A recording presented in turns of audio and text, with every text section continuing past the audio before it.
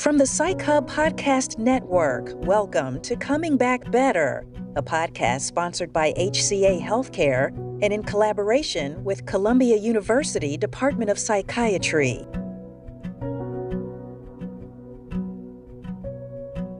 Welcome back, everyone, to the season finale of Coming Back Better, and I'm joined again by Marjorie Morrison. Hello, Paul. Great to be back with you. Yeah, and what a great topic to end on today. We're talking about self-care, Marjorie. Something I'm not that good at, but we all could work on it. I would take it. Well, in this episode, we hear from a bunch of different experts about different ways of bringing it about. And the beauty is there's no one right way to do this. So let's explore for a way for you to do more of this, Marjorie.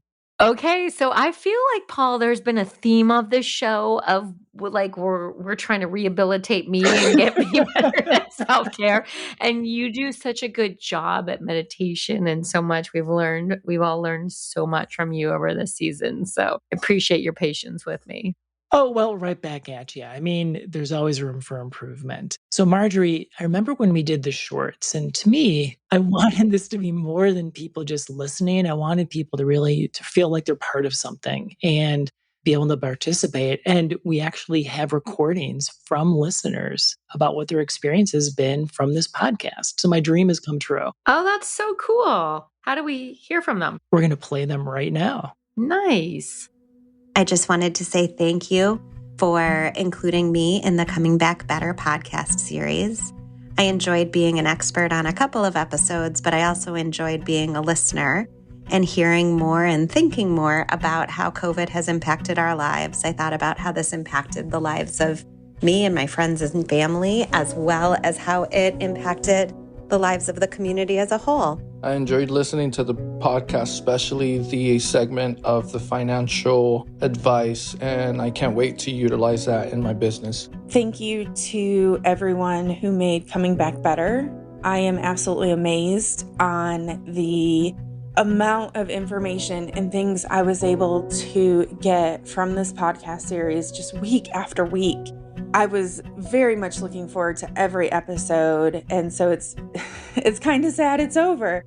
But I did want to thank Paul for sharing your expertise on mindfully ending the workday. This little mini-sode that you did has made a world of difference in my life. I've really enjoyed listening to this podcast, especially the burnout episode, which addressed the fact that we're really working in a system that almost glorifies overworking and assumes burnout as an inevitable side effect to being successful. Coming from the corporate world, I had this idea that deadlines had to be met and goals had to be achieved, no matter the consequences and impact that might have on my personal life and my overall well-being. When starting my own business, I recognized that living with burnout was not sustainable and definitely would not lead me to success, especially throughout the pandemic, where I think many of us business owners were really desperate to find solutions to a problem that we'd never faced. This series has really provided invaluable insight and the sense of community because we've all been through these struggles together. Thank you for providing a platform where we can all talk about and be open about these issues and start to tackle these topics. My favorite thing about the Coming Back Better series is really it gave me a chance to just reflect on the recent history of COVID-19 and the pandemic. I think we think of that part of history now as just really a big stain, but it's also something that we can't change. It happened, so what's the next best thing we can do? And that's really learn and grow from it. By hearing from a bunch of different mental health experts and really just a multitude of lived experiences of people really striving to come back better after this event. It's really an incredible thing to hear, and honestly, it offers a lot of hope as well. I have just so enjoyed these expert interviews, and my first time doing a podcast, so thank you for supporting me on that experience. What a gift to hear from all these different experts, and then these stories that people shared as well. It's been a joy is what it's been. And even though some of these stories have been, some real hard challenges folks have been through, we found the way through. I think we've lived up to the title of Coming Back Better. Oh, I like that. It almost feels like COVID is a distant memory in the past. Someone said to me today, I took a COVID test over the weekend and Remember how we used to always do that? And it'd be like, oh, I have a little like tickle in my nose. I'm going to take a COVID test. And now we don't even like think about it. And I've been to so many conferences recently, and it's so positive that we're moving forward and moving on. And yet at the same time, I love this whole season because they're good reminders of what are things that we could take away and learn from these different kinds of experiences. And like I said, I've learned so much from you and all of our guests. But self-care is so important and so critical and so hard, especially when you have a million different things pulling at you. Well, first of all, I don't know if it's a little tickle when you had to shove the swab up your nose. That's a very good point. Great point. This post-pandemic time, it really, I think we're coming around to there's no going back. And I'm hoping that in talking to the different experts, we've identified that maybe that's okay, that there's some long overdue changes, that this really has that idea of post-traumatic growth, that that there were hard times. I shared about the losses that I experienced in one of our episodes. And there is a way to actually, like you said, do hard things. And maybe they're not quite as hard because we're doing them together now. I agree with that 100%. So I want to share our first expert, Dr. Frank Drummond, who we heard from, I think, very early on. He was in our first episode. So we're bringing him back, sort of bookending our series here. And he's the National Medical Director of Behavioral Health Services at HCA Healthcare. And he really has some words of wisdom to pause and consider about self-care. I've actually had a chance to meet him before too, so I have no doubt he's going to be great.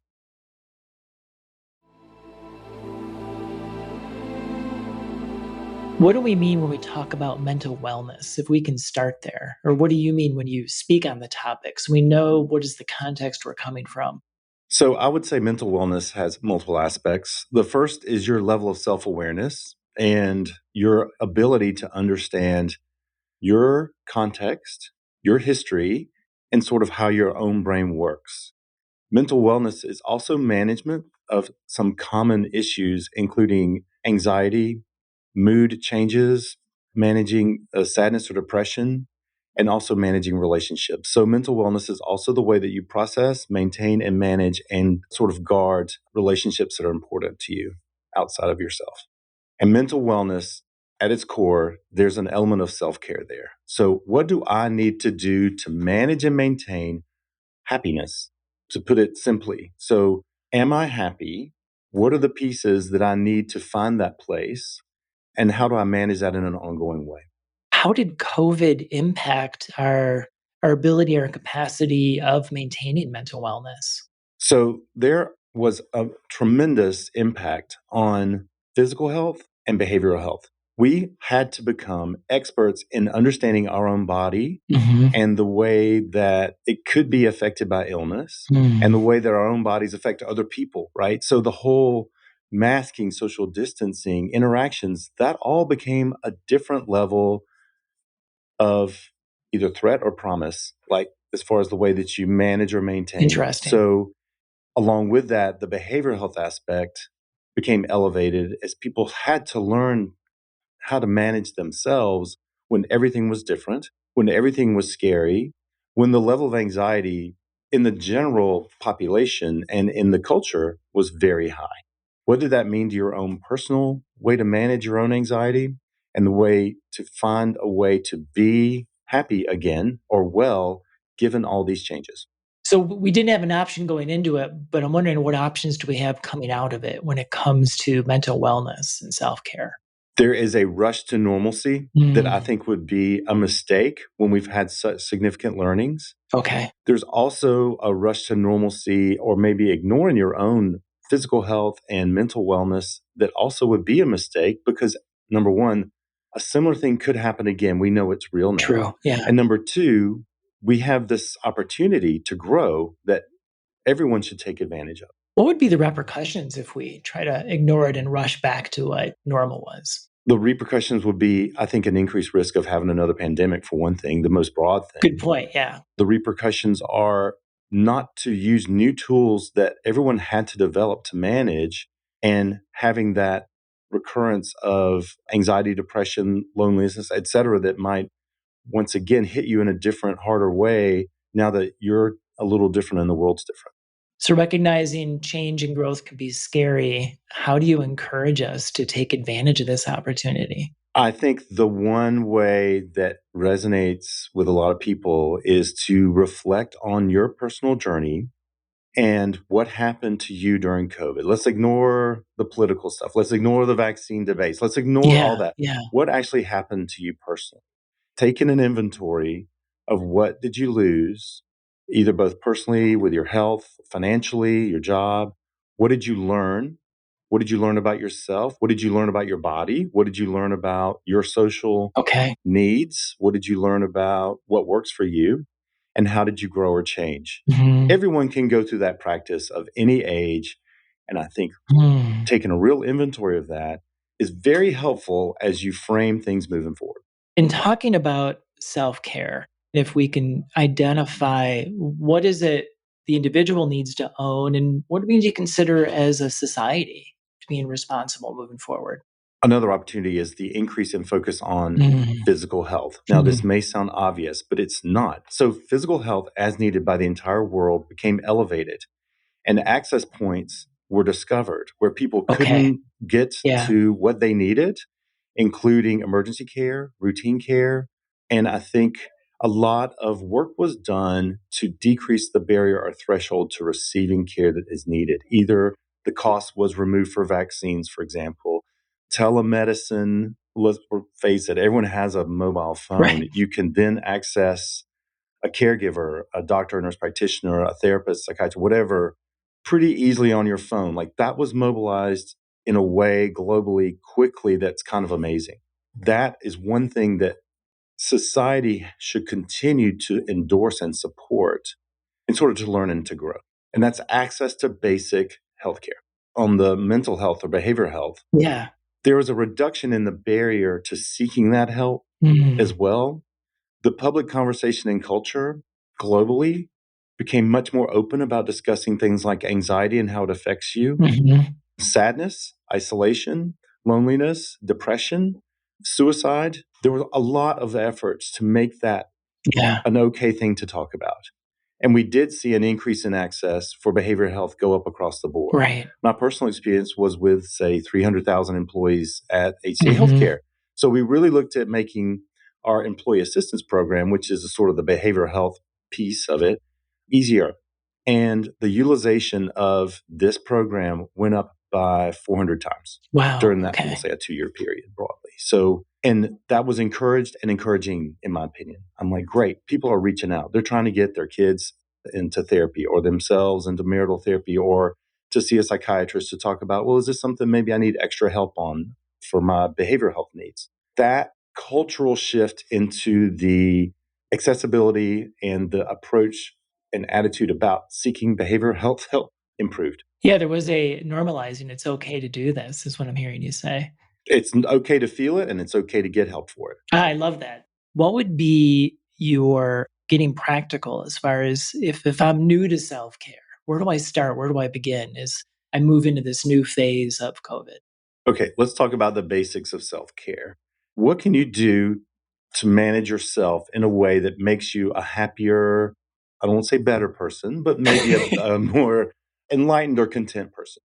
The things that make the biggest difference. Okay. And this applies, it was fascinating. A study about Alzheimer's came out about what are the 5 things people can do to reduce their risk of Alzheimer's. And they're actually basic wellness. So, regular exercise, what works for you is Okay. not the same for everybody. So, this is an exercise that you can do that you enjoy, that in your mind you're doing because you enjoy it, not because you have to or need to.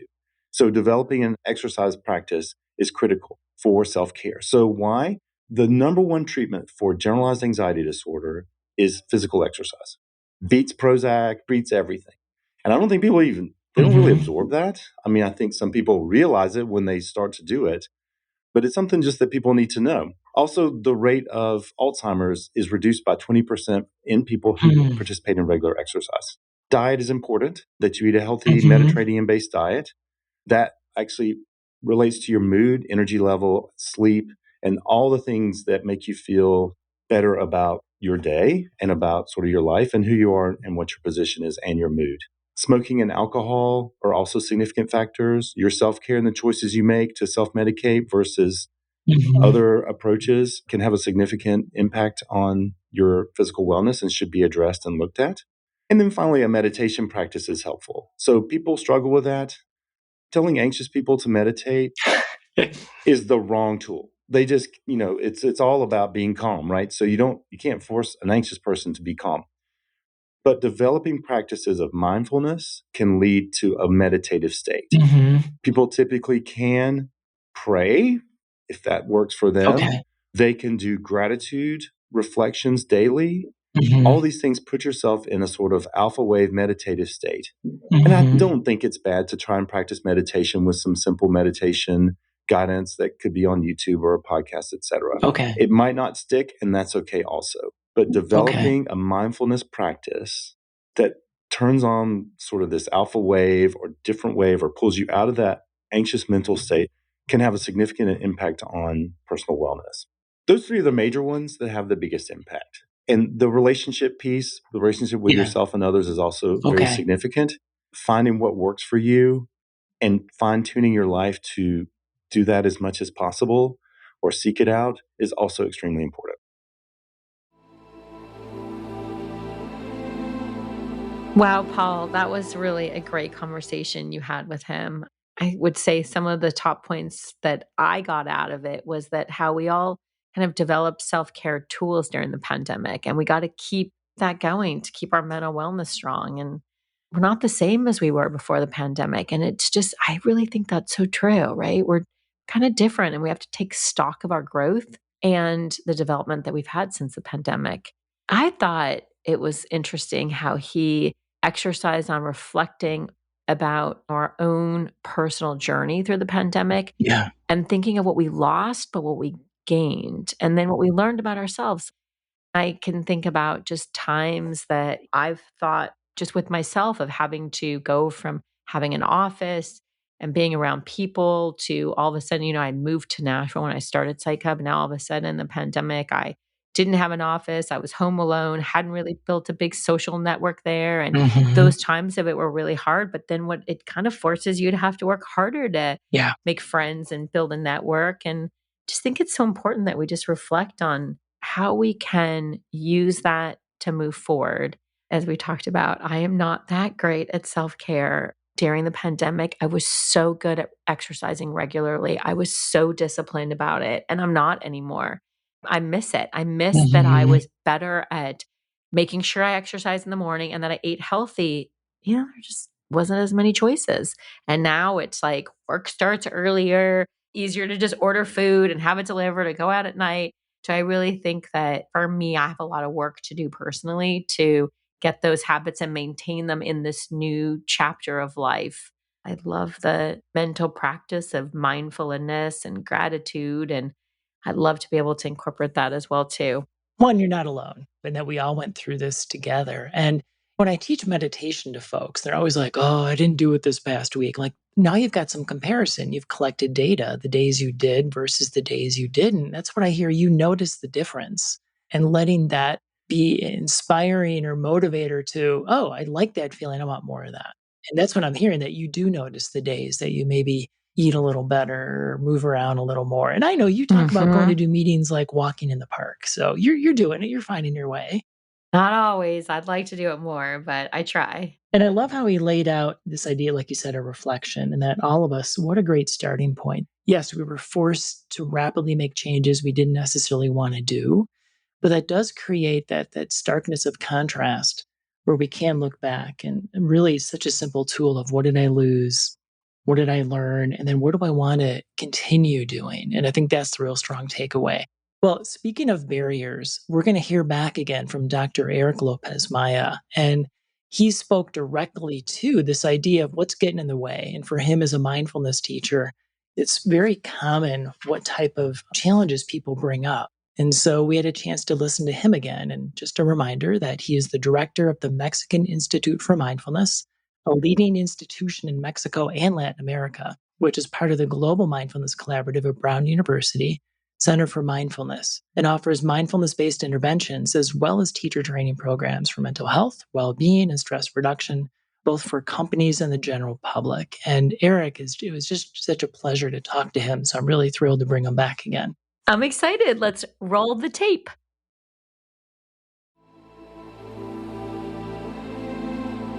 There's so many people that I come across like, yeah, I know meditation is good for me. And it's just so hard to get a routine. What are the common difficulties people run into? And then your guidance for how to get over those barriers. First of all, I would say people always say, I don't have time to meditate. Yeah. Yeah. This pitch about meditation is great. It's like, yeah, I know it's cool. Now, stars in Hollywood meditate or world leaders or whatever. But that's not me because I don't have time. And I think this is interesting because my sense is that 99% of people do have time to meditate. However, sometimes we fail as instructors, probably, we fail to communicate the value that it will provide in people's lives.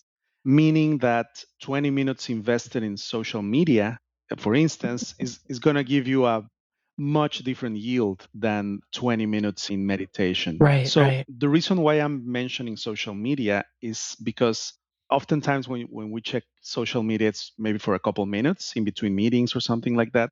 But we could also practice in that way. We could take many mini breaks during the day, like 21-minute breaks, for instance. Okay. And that Interesting. in some ways can be similar to one 20-minute chunk of time.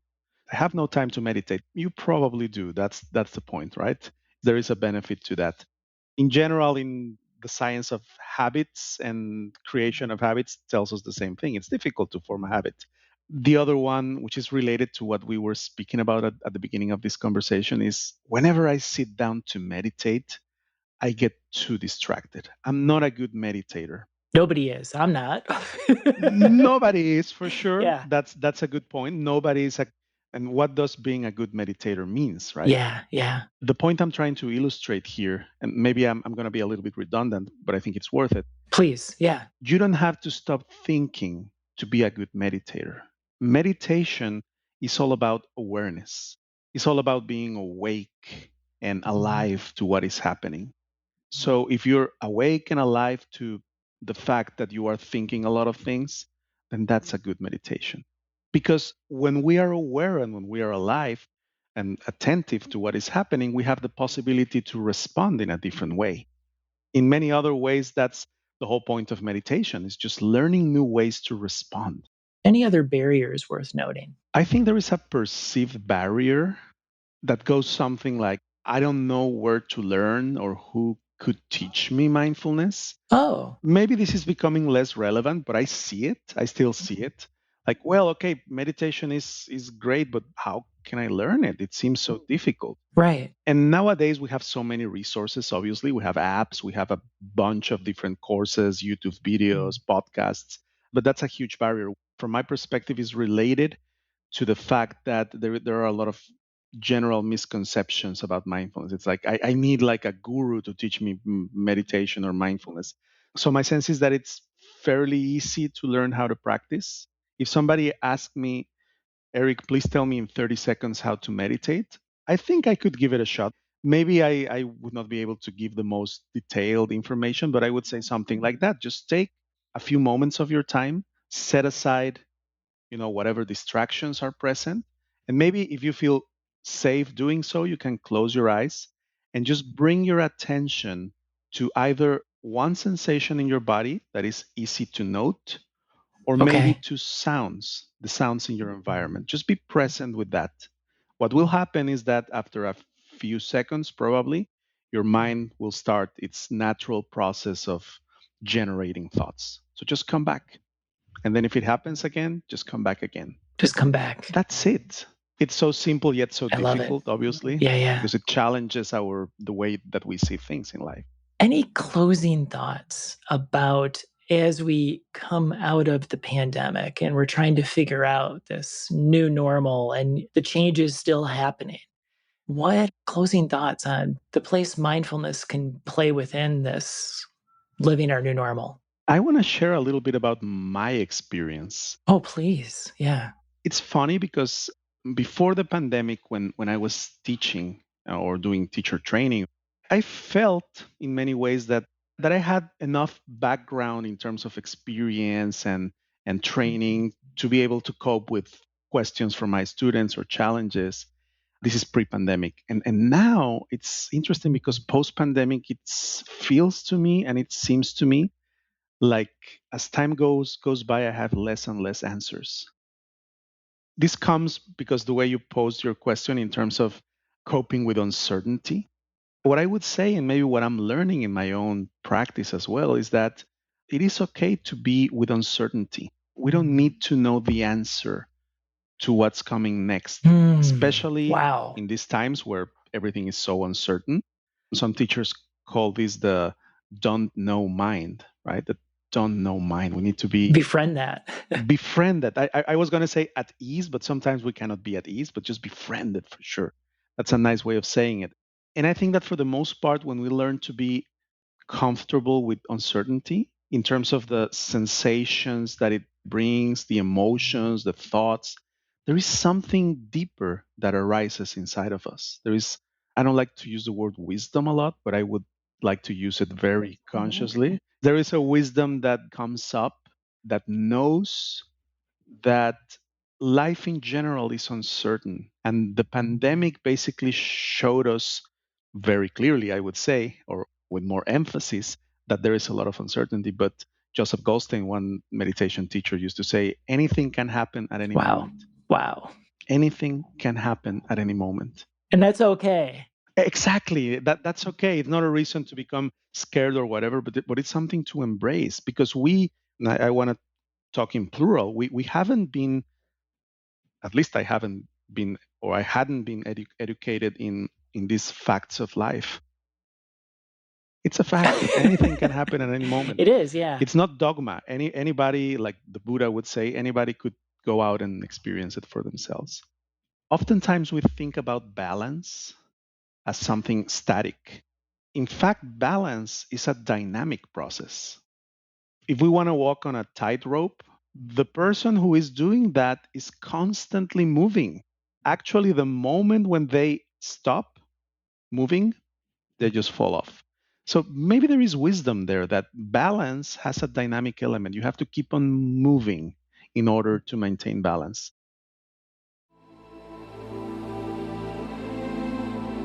So as I listened to Eric sharing about the barriers and coming around to this place of uncertainty and talk about what a great message to end on, and this idea of balance is dynamic. My physical therapy side came out when I listened to him talk, that when I used to train people who had had a stroke or hip replacement, how to walk again, how scary that was. But if they got all like stiff, you're like a redwood tree falling over.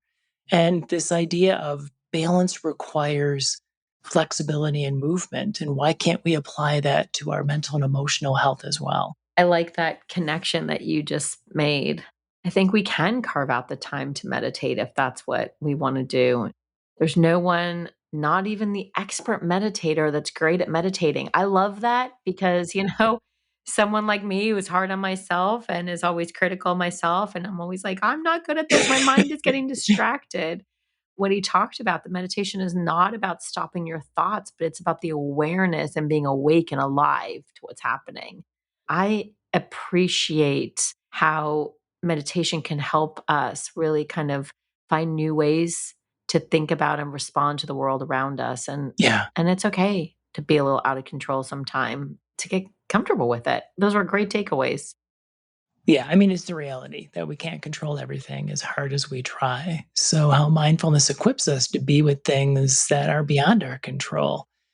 And I can talk about this for hours, of course. I'll try to hold myself back.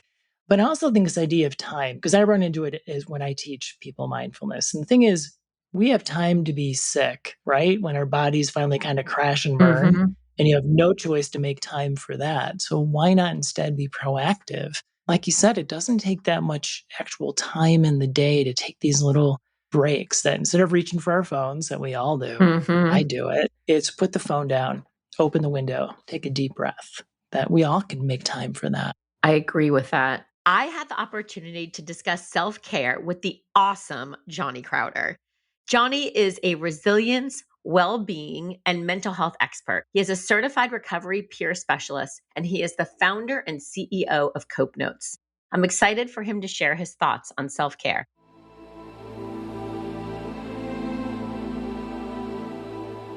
What are some self-care tips, some things that we could all be doing? The first things that come to mind are like, so a lot of times when I do a panel or Q&A, people ask for self-care tips. And I always ask this, people get so annoyed. Are you drinking water and sleeping enough? And almost always people are like, oh, I don't know. Yeah, sometimes I drink water. Yeah, maybe I get a few hours of sleep here and there. I go to sleep real late, wake up real early, but that's part of the grind. Are you using drugs and alcohol? And they're like, well, yeah, I have a few drinks every night. And it's like, dude, before you ask me about more complicated, like if you're looking for goat yoga here, that's stage whatever. You need to start with the most basic, boring mental health tips, which are basically physical health tips, like take care of the vessel. But I will say that something that has helped me a ton is first, obviously therapy. If you are not seeking out therapy or trying therapy, I encourage you to give it a chance. If you are not pursuing a creative endeavor of some sort, which could be cooking, it could be making stuff out of Play-Doh, it could whatever, anything creative. If you're not doing something like that, I encourage you to start. And then third, this is maybe the most well-known but the least understood component of behavioral health is connection. I'm studying to get my certified recovery peer specialist designation right now. As part of the training, you have to take this online course and it teaches you all sorts of stuff. And it actually said one of the most reliable indicators of long-term success for recovery is connection with other people. And that seems so freaking obvious and like elementary, but we don't actually treat it as if it's that important. Well, we have more experts on self-care to hear from, and I really love the variety of tools we have to hear about. So Erica Kessler, if you remember, she was in our climate distress and polarization episode pretty early on. And she shared for activism to keep going, self-care is so crucial. And so she had some interesting tips to share. And Erica is a doctoral candidate at the Teachers College and Columbia University with a focus on climate change education. So I can't wait to listen to her again and some of her unique ways of taking care of herself. Wow, I do remember her from the climate change episode. So I'll be curious to hear what she has to say about self-care.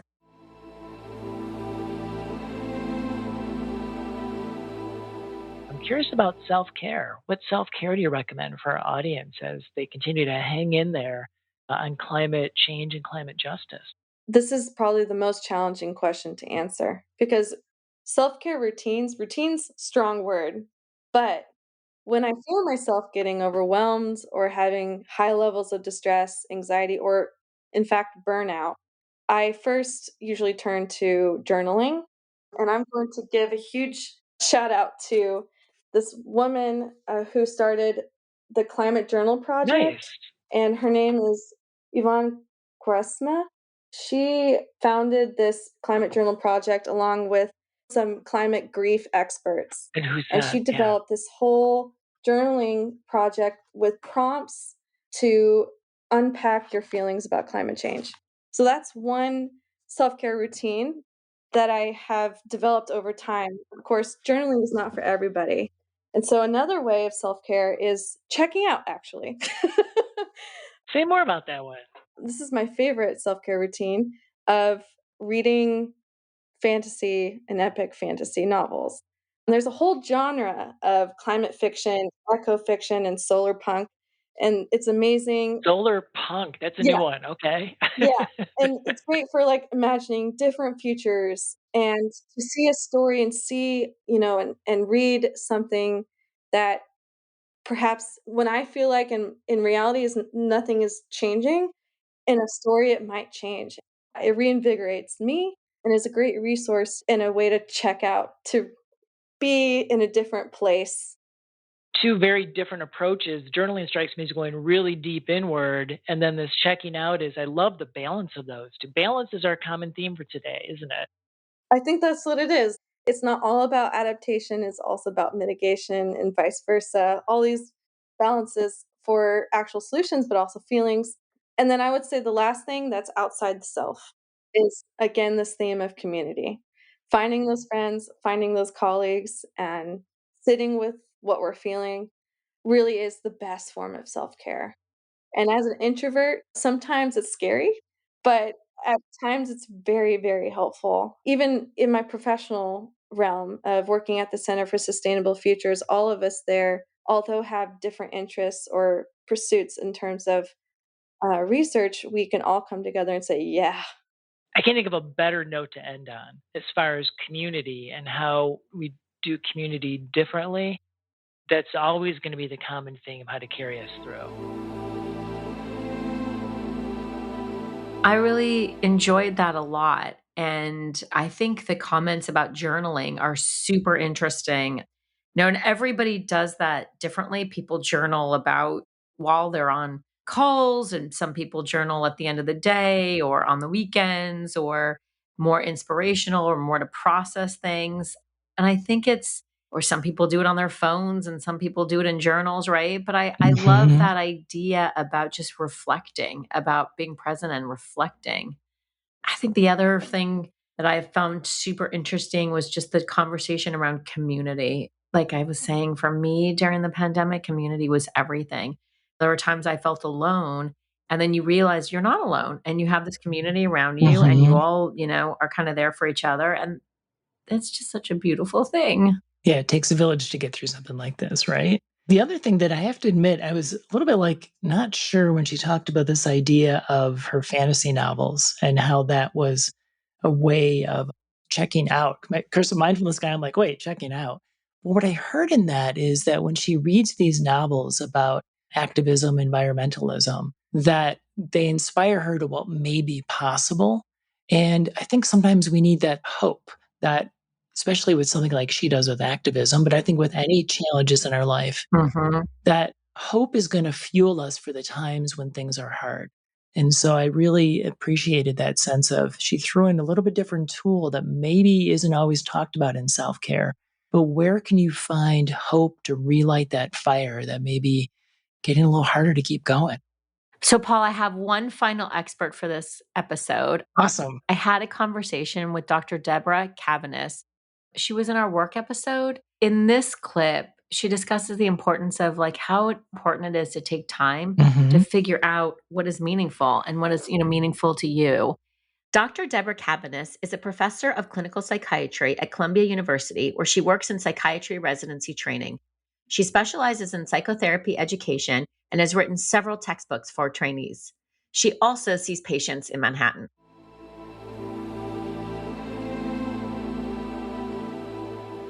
COVID has been a time where a lot of people have had to really reevaluate their lives. Many have just had to start saying no, have less expectation, created exercise routines, spent more time with family. Can you share some thoughts with us about what COVID has taught us and what we need to hold on to and what we might need to get rid of? So interesting. When we went on lockdown, I just had this thought in my mind. I need to order this book that I'd never read. It was Viktor Frankl's Man's Search for Meaning. I just had this thought, I have to order this book. I've never read it. And I've heard that other people had the same impulse. And I think that what it was this moment of who knows what's going to happen, that we all wanted to make sure that we understood what was most meaningful to us in our lives, and that we were holding on to meaning. Any time that we have a moment of pause, we're really thinking about what's meaningful to us, who matters to us, what do we really want to be doing? And I think we're all doing that. Some people are able to do it more than others. For some, during this time, they've just been treading water, trying to make it happen. But really thinking about what's meaningful, what do we like to do? How do we allow ourselves to have downtime? What kind of flexibility do we need? All of these things are really important, and I think have been important for us to hold on to. Living through COVID makes us realize how interconnected we are with one another, how everything we do affects the next person. If we breathe on them, if we touch them, if we don't wear a mask, to me, that's been very, very meaningful. We don't always think about it as much as we do. If there's anything that's happening now in the world, we're really thinking much more about wellness in work, wellness in home life. It's been a time of tremendous loss. Everybody's mourning something, mourning people, mourning lifestyles that we once had, mourning global situations, peace, safety in our communities.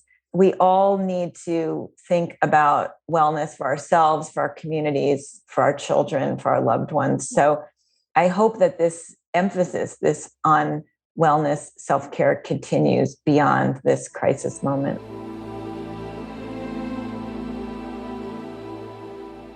Wow. I really appreciated that statement about treading water. And maybe that's what we were all doing to a certain degree before the pandemic hit. And when we were facing uncertainty, it really sort of demands, what is important to me? What a great reminder to end on. We got to hold on to the meaning. Anytime we have a moment of pause, it's just so important that we think about what's meaningful, what it's like, what we like to do, and how we allow ourselves to have downtime. I mean, we're all interconnected, and COVID showed us just how important that impact is for each of us. And we all went through a period of mourning people, lifestyles, just all coming out of the pandemic, and wellness should be a continued practice. Even after the pandemic, as much as it was daring, and we just, I guess, have to really continue practicing what we've learned. Yeah. And I really appreciate using the term practice, because so often we get lost in that perfection. Every time we do a little something for ourselves, we are practicing, and there's something to be learned in the moment and then make decisions for tomorrow too. Paul, thank you so much for joining me on this journey of co-hosting this podcast.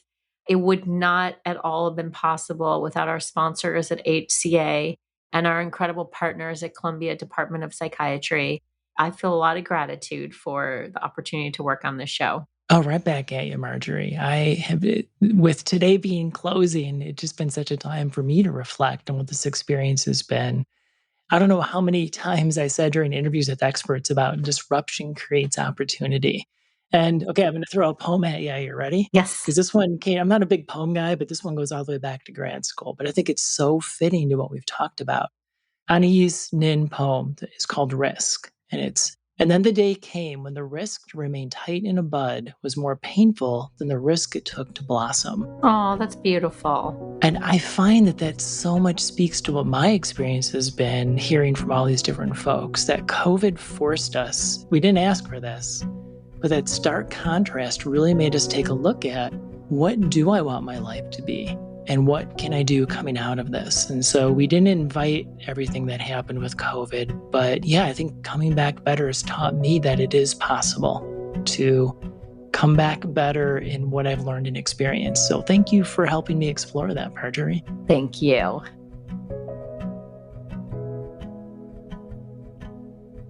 If you'd like to reach us, you can do so at podcast@psychhub.com. To be notified of new episodes, don't forget to like, subscribe, or follow wherever you're listening. And reviews are so helpful, so please do leave one if you can. It will allow others to find us and join along. Coming Back Better is executive produced by Jacob Morrison. It is produced and edited by Juliana Castro. The series was developed in collaboration with Linda Rosenberg, Carla Cantor, and Kristen Watson from Columbia University Department of Psychiatry, and Manisha Shah, Dr. Frank Drummond, and Amy Rushton from HCA Healthcare. Research is assisted by Melissa Leaf. Show artwork was created by Arnella Gengoli and Ashton Smith.